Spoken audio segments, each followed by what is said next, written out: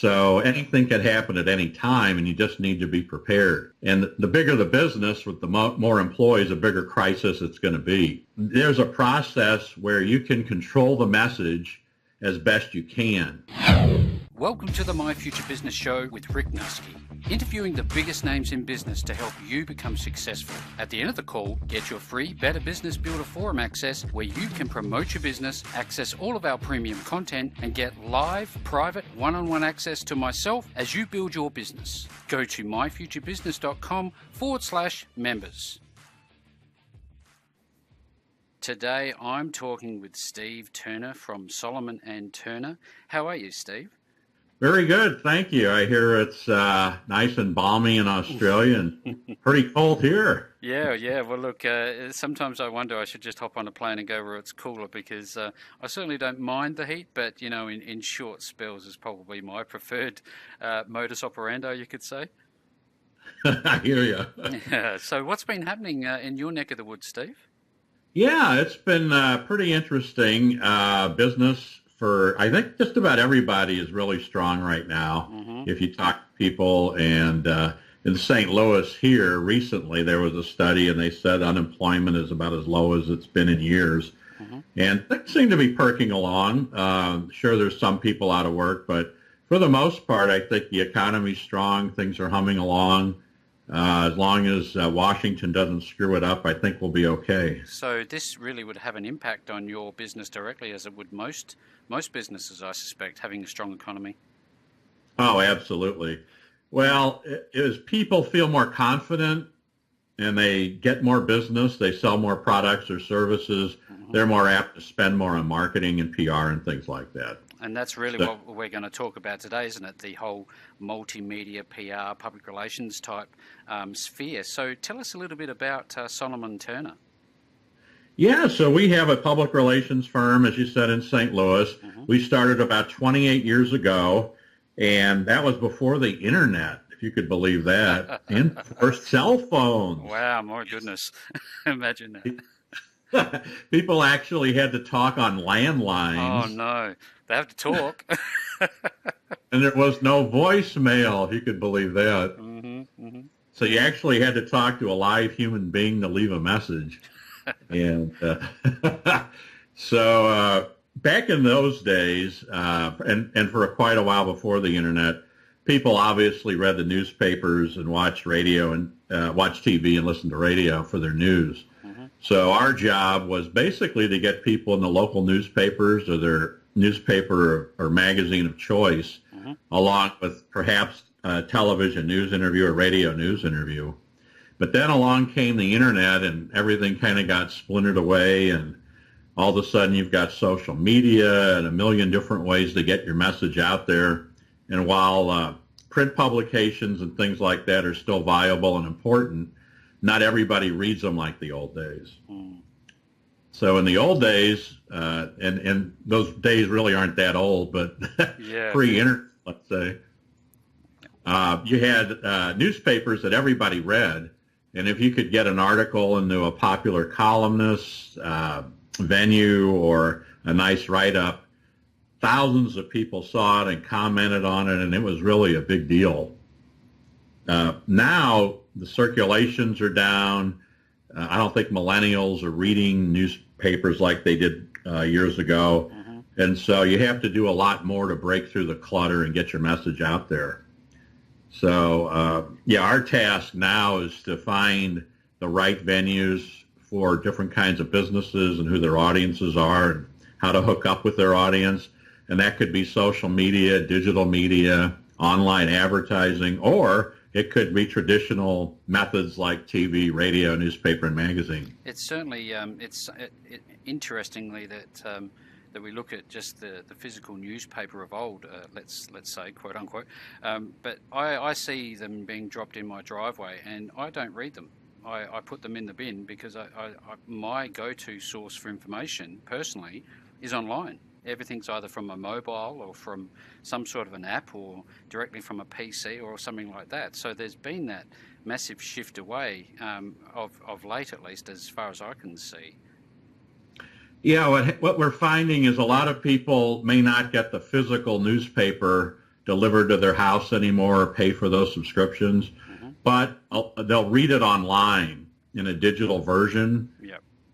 So sometimes those digital versions are free, or there may be a small charge, but nothing like getting it delivered to your home every day. Yeah. So people will do that, and they'll still get the news. They'll just get it a little bit differently. Yeah. So those articles are still important. They're just not holding it in their hand anymore. They're looking at it online and moving on to the next thing after that. Given the I guess the wave of media and different sources of news, is it hard to break through with a solid message, given just the volume of information that's out there? Yeah, it really is. And you have to be able to package your story in the right manner with the right reporter in order to get something accomplished. Mm-hmm. So the newspapers and some of these other media have very slimmed down staffs these days because revenues aren't what they were 15, 20 years ago. They've really pared down their news staffs. So you may have one person that's responsible. Maybe they covered one industry years ago. Now they're covering 3 or 4. Plus, they may be writing a blog or shooting some video or doing something else. So they've got a pretty full plate. So, it's hard to break through, but they do welcome you to make a pitch to them because they are so time-oriented to get something done under the gun, so to speak, and they have to get something done. And so if they get something from you that's newsworthy, they think it's a fit, why they may jump right on it and say, yeah, let's do this right now. I've always wondered whether or not walking a wide, highway of information as opposed to a narrow road as a small business, because at the end of the day, my future business is about helping entrepreneurs grow and thrive and survive long term. What is your take on walking that narrow road and maybe just using one sort of source of media outlet and becoming known for that one particular style of information sharing? Is that a valid communication strategy? Oh yeah, absolutely. Again, it depends on your client base. If you're in business to business, for example, LinkedIn may be the best thing out there for you. If you can share content, do interviews and do different things and then post them on LinkedIn, on your LinkedIn site and make new connections, that's very powerful. And we'll have our clients get articles and different things, but that's just the beginning of the story. Then we say, well, let's leverage all these things. Let's get the biggest bang out of the buck. Let's put these on your website. Let's create an online newsroom. Let's link to it on LinkedIn or Facebook or whatever social media you use and really get some mileage out of this. Yeah. So it's not just the article itself, but it's what you do after you get it. That can be just as important, if not even more important. Sorry, I'll cut you off there. I always think about the octopus and the tentacles sort of thing. Yeah, absolutely. That's a great analogy because that's exactly what happens is you get the one thing and then you can build content. A couple of years ago, Taylor Swift came out with her big album and it was all over and she was doing interviews all over the place. Yep. So I wrote a blog about how she is a marketing genius as much as she is a musical genius. And so I sent it to the local TV stations. And one of them called up and said, Steve, this is great. Would you like to do an interview and talk about this on the air? And I said, sure. I'm a PR guy. Awesome. Yeah. So I ended up going on and, so I got that interview. And so all of a sudden I had multiple uses for that content. So everybody talks about, well, I need content for this and content for that. Well, here's something that turned out to be a home run with a blog, a TV interview, and then linking all those TV interview segments to LinkedIn and social media, and it kind of has a life of its own. Yeah, wow. And then you'd go around and say, hey, I was just featured on Fox 2 News and this and that. And so this thing just keeps circulating, and they start sharing it, and on it goes. It's funny. It's about that leveraging that one bit of content so that you can almost get that omnipresence across all different types of media. Yeah, exactly. And that kind of builds your base and builds your brand. So the more people you touch, the better it is for you in the long term. A lot of people aren't going to be prospective clients that are going to see some of this stuff, but a lot of people are. And so even if it's 20% of prospective clients that are going to see or read something, that's still a lot of people. So it's well worth the effort to do some of this stuff. Yeah, and this when you said that, I started to think about the whole idea of having an avatar and understanding who your customer is, rather than trying to, hit everybody with your marketing message.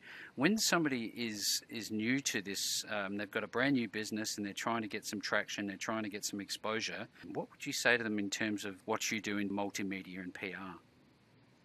Yeah, the first thing we want to do is find out what makes them unique or different, how they differentiate themselves from the competition. Mm-hmm. So if you open up a donut shop, for example, what makes your donuts so special? Why are they different than national brands that are out there or these other shops that are all over the place? Why would you open your own donut shop? And people will say, well, we have a unique recipe that was handed down through 3 generations, and it's a process, and it's the world's greatest donut, and here, have one. Mm. And all of a sudden you say, oh, okay, well, this makes some sense. This is different. And then you kind of build on those differentiators between that shop and the competition. Yep. And you do that for any kind of business. So you start with that, whether it's a manufacturer or a consumer product or a service. How is this different? If you're a speaker speaking on motivation, how are you different than Anthony Robbins or Brian Tracy or other people that are out there doing the same thing? What makes you different? What's your niche? Who are you going after? So if you can actually come up with a niche of people that would be really interested in what you're doing, that's really good. Micro-niching is a great strategy. If you can really pinpoint the audience and go after that audience and be number one in that category, that can be huge. That can bring you a lot of business in the long run. See, this is that whole idea of not trying to please everyone, and you probably, if you can exchange value for a very targeted, small, narrow niche like you're talking about, that could be quite profitable and have some longevity for it. Yeah, absolutely. Maybe you have a manufacturing company and you only have 10 customers, but those 10 customers are huge, and you want to get another 1 or 2 like those 10. So that's really your audience, and that's all you need. You're not trying to reach everybody, but you can be number one in that category with those 10 or 12 businesses and really dominate and make a lot of money and make a lot of profits, and be recognized as the leader in that industry. So that's huge. If you can carve out that niche, that's really a home run. We again, going through your services list, which is very impressive, I'm looking at one that I'm very interested in. What is crisis communications about? So crisis communications is when something goes wrong with your company, and the media is likely to come over and do a negative story about it because it happened.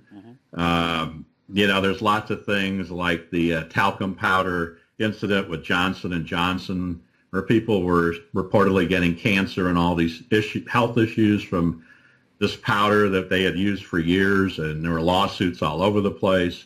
So, a lot of things like that happen. Gas station goes on fire, explodes. What happens? Is anybody hurt? Does anybody get killed? There's problems at school. A school bus turns over. What happens? There's all kinds of issues that can come up. A place gets robbed. Yep. So anything can happen at any time, and you just need to be prepared. And the bigger the business with the more employees, the bigger crisis it's going to be. So there's a process where you can control the message as best you can. Yep. I mean, things are going to happen, and people are going to talk, and you can't have 100% control all the time.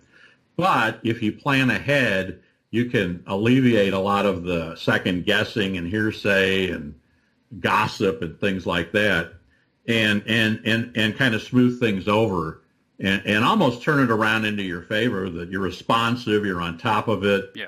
You're social causes and all these kinds of things, and you're a great company. Yeah. I hear those things, and I think for the new entrepreneur or I've been in for a couple of years.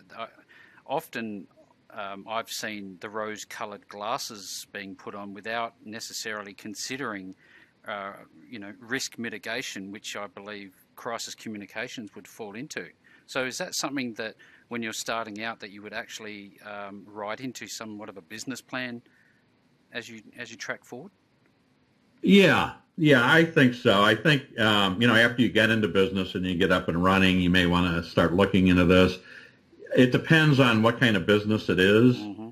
If you have a consumer goods company where people are, especially food, if people are eating what you're selling, you really need to have a crisis plan in place because you never know. I mean, and it may not have anything to do with you. It could be a distributor, packaging, the way it came out of a box, somebody gets sick, all of a sudden there's this national scare like Chipotle went through, and that was legitimate with people getting sick and everything, but it wasn't at every restaurant. So you just have to be aware of these things that can happen. You manufacture bicycles. Somebody falls off their bike and gets seriously injured or killed, or a couple bikes don't function right, and all of a sudden the landslide begins and everybody starts going on social media talking about what a lousy bike it is and how it's manufactured, and it's only like 3 or 4 bicycles, but out of 1,000, but people go crazy for this and start blasting away on social media, and then it's not good for your company. No, it has a compounding effect, doesn't it? Oh, it can be horrible, and all of a sudden people stop buying those bicycles because they saw something on Facebook or Twitter, Yelp, or something like that. And I think this is one of the main pushes out of the call today is to, for me at least, this whole idea of being aware that yes, it's all rose-coloured glasses in the start, but be prepared for some issues if they ever occur. How are you going to respond and mitigate risk? Right, exactly. And the larger that you get, the more risk you're going to have because, you're going to have more employees that are risking different things. You're going to have more people buying your products. So there's going to be more risk just from size. And then as you make more profits and become more profitable, people are out there that would like to grab a little piece of your pie. So there's people that will call their attorneys and say, hey, this was a problem with that company. Oh, okay, well, let's sue them or let's take them to court.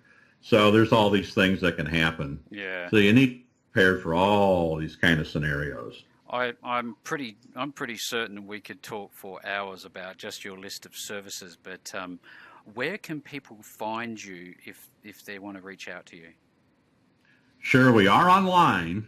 So it's SolomonTurner.com, SolomonTurner.com. Yep. And I'm at STurner@SolomonTurner.com. And Steve Turner PR on Twitter. And I'm on LinkedIn as well. And we have a Facebook page. So there's a lot of ways to connect with us. Yep. And our phone number's out there on our website, and they can always call if they want to have a conversation. We'll be glad to talk to them. It's been a pleasure having you on the call with us today. Now click on that big red subscribe button and join us inside the Better Business Builder Forum at myfuturebusiness.com/members.